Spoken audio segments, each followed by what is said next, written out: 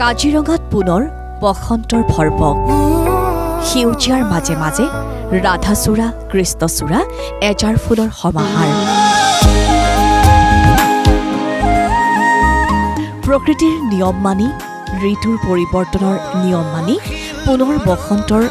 জোৱাৰ আহিছে কাজিৰঙাত শীতে লথঙা কৰি যোৱা কাজিৰঙাত এতিয়া চৌপাশে মনোৰম বসন্ত যিফালে চোৱা যায় সেইফালৰ পৰা চকু ঘূৰাব নোৱাৰি সোণাৰু এজাৰ ৰাধাচূড়া কৃষ্ণচূড়া আদি ফুলৰ সমাহাৰত জাতিষ্কাৰ কাজিৰঙা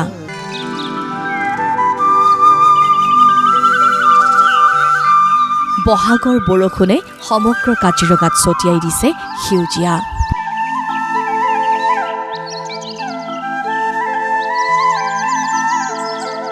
সবাতোকৈ ভাল লগা দৃশ্য ৰচনা হৈছে কাজিৰঙাৰ মাজেৰে একা বেকাকৈ পাৰ হৈ যোৱা ৩৭ নং ৰাষ্ট্ৰীয় ঘাইপথছোৱাৰ দুয়োকাষে পথছোৱাৰ দুয়োকাষৰ কৃষ্ণচূড়া ৰাধাচূড়াৰ ৰঙা আৰু গোলপীয়া ৰং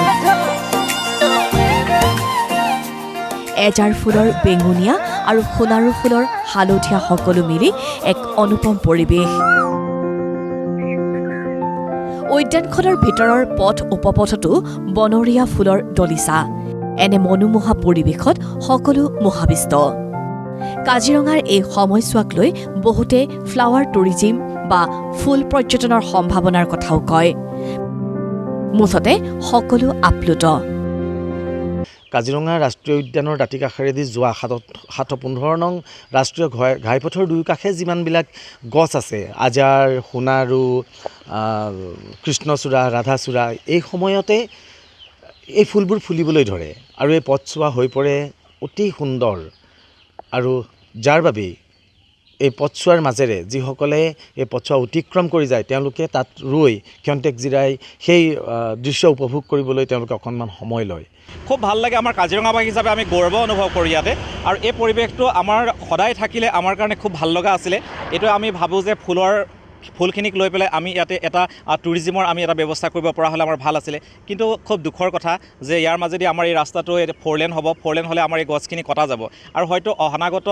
5 বছৰলৈ আমি এই ফুলখিনি হয়তো নাপাম কিন্তু আমি কাজিৰঙাবাসী হিচাপে এই ফুলখিনি আমি জীয়াই ৰাখিম নতুনকৈ আমি পুলি লগাম আৰু এই ফুলখিনি ফুলিব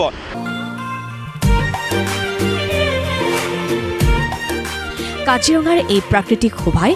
এই চোৱা সময়ত পৰ্যটকসকলকো আকৰ্ষণ কৰে